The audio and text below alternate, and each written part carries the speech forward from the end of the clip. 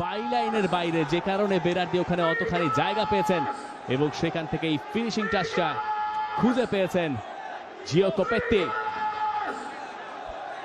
এই জায়গাতেই তপু বর্মন বোধহয় ভুলটা করে বসলেন। এই ক্রিস অফ স্পেস, সেখান থেকে কাটব্যাক, বাকিটুকু সহজ। মিতুল মার্মা হয়তো ভাববেন আর একটু শক্ত হাতে ঝাঁপিয়ে পড়তে তিনি পারতেন কিনা। বলটাকে ঠেলে দিতে চেয়েছিলেন মিতুল মার্মা, কিন্তু সেটা পারেননি।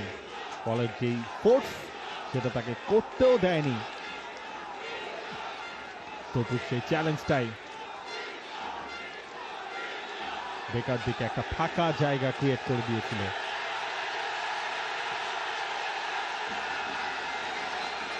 সান মারিনো সমতায় ফিরল। হামজা ফাঁকায় রফিকের ক্রস, সবাইকে ফাঁকি দিয়ে সেটা চলে গেল।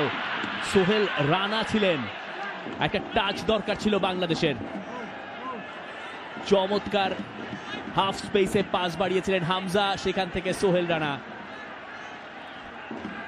একটা টাচ খুঁজে পেলেন না বদলি ফুটবলার, যে কারণে সমিত সোম, অন্য পাশে সাদউদ্দিন, চমৎকার পাস, সাদের একটা ক্রস এবং সেখান থেকে গোল বারে বাধা।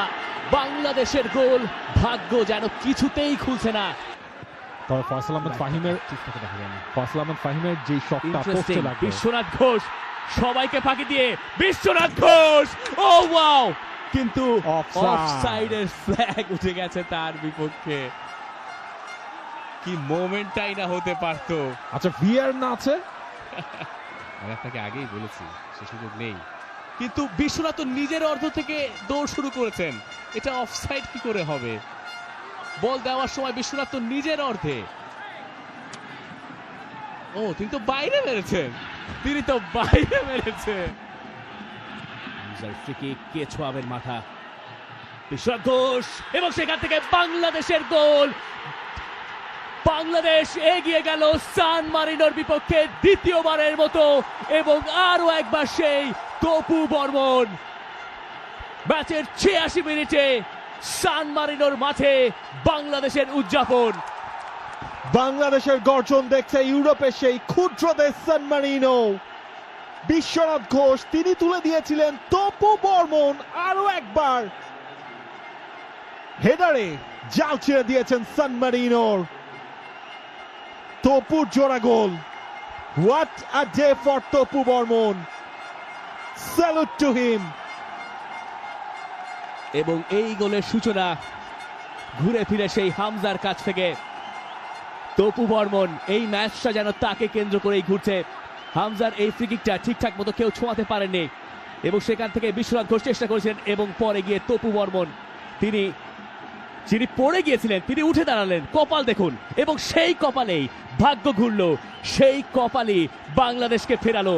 প্রথমে পিছলে পড়েছিলেন, সেই তিনিই উঠে দাঁড়ালেন, এবং বাংলাদেশও তার সঙ্গে উঠে দাঁড়ালো। আজকের ম্যাচটায় তপু বর্মন কি ভাগ্য নিয়ে নেমেছেন কে জানে।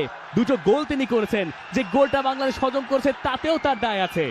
তারপরও যে উদযাপন হয়েছে বাদ ভাঙা। বিশ্বনাথ ঘোষ দারুণ ভাবে, সোহেল রানা জুনিয়র, এবং সেখান থেকে তৃতীয় গোলের সামনে বাংলাদেশ। সমিত সোম মিস করে গেছেন, অফসাইড ট্র্যাপে আটকা পড়েছেন। বাংলাদেশের কয়েকটা সেকেন্ডের অপেক্ষা, এবং বাংলাদেশের সেই অপেক্ষা ফুরলো।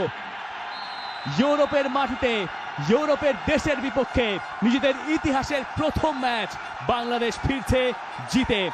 থমাস জুলির আন্ডারে বাংলাদেশের সূচনাটা হলো সান মারিনোকে ২-১ হারিয়ে, আর এই জয়ের নায়ক তপু বর্মন। তার দুই অর্ধের ২ গোল বাংলাদেশকে জেতালো সান মারিনোতে। প্রথমার্ধে ১৯ মিনিটে হেডে গোল করেছিলেন।